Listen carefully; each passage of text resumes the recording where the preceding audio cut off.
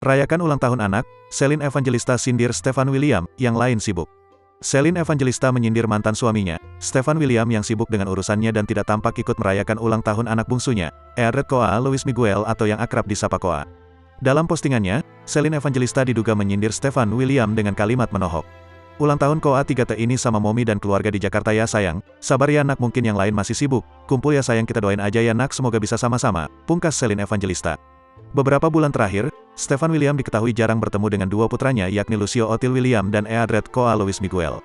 Bahkan baru-baru ini, Koa kedapatan mencari keberadaan ayahnya, Stefan William.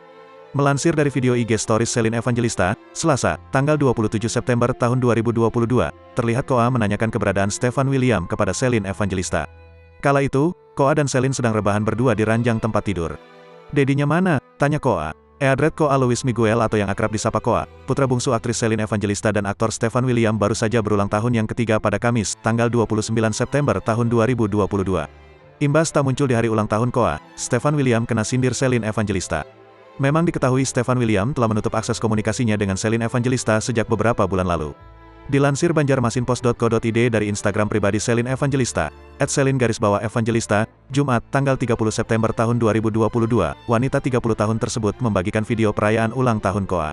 Ulang tahun putra terkecilnya tersebut diadakan di sebuah kafe yang dihadiri oleh kerabat terdekat.